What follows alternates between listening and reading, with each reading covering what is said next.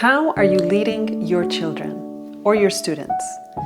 If we think of the first 21 years in 3 7-year cycles or stages, let's hold the image that in the first 7-year cycle, you are in front of the young child. Of course, this is metaphorically speaking because you're embracing it and holding it, but the child, the deepest learning that is taking place in the child is through imitation.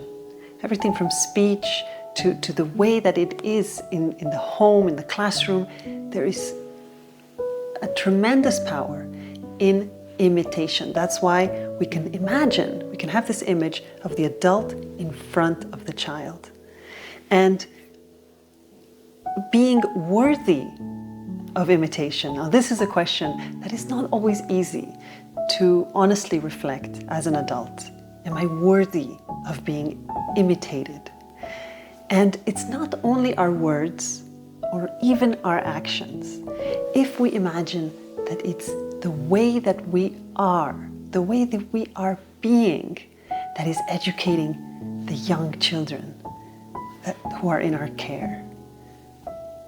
This is a powerful moment of self-reflection and can be a guiding question and an image to carry as we care for and educate the very young child.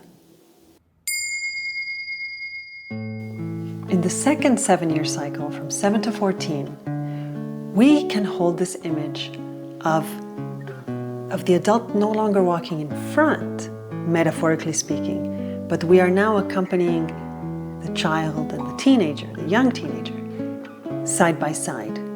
So we can grow with children, we can learn new things, exercise or develop new capacities. And in a Waldorf school, a teacher will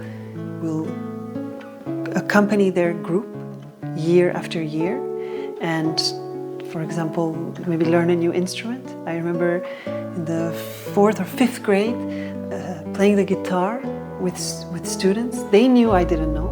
They knew this was something new for me.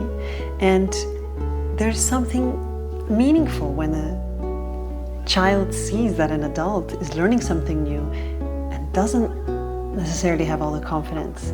They are on that path of striving and they are trying, just as children are always expected to try new things and learn new things.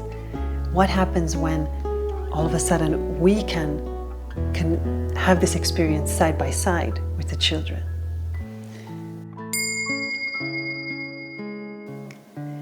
In the third 7-year cycle, from 14 to 21, what is the role of the adult?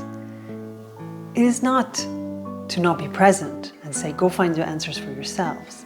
But let's hold the image that now the adult is no longer walking next to them, but is behind them.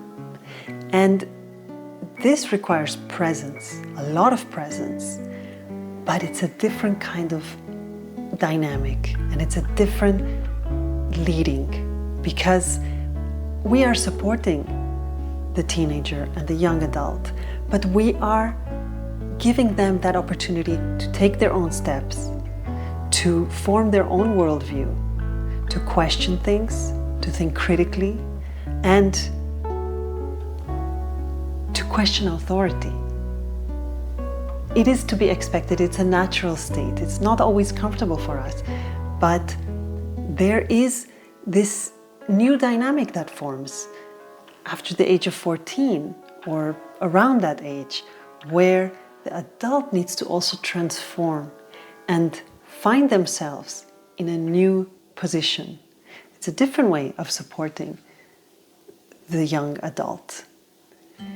These are some of the questions and some of the moments of self-reflection that parents and teachers and anybody who is working or guiding children and young adults can ask themselves. So ask any questions in the comments, and what experiences have been valuable for you to navigate these changes. As adults, witnessing the changes of the young ones that are in our care. For more information and resources for Waldorf-inspired online learning, please visit wonderstand.net or click the link below in the description. I hope to hear from you and to support you in some way, whichever way is important and meaningful for you on this path.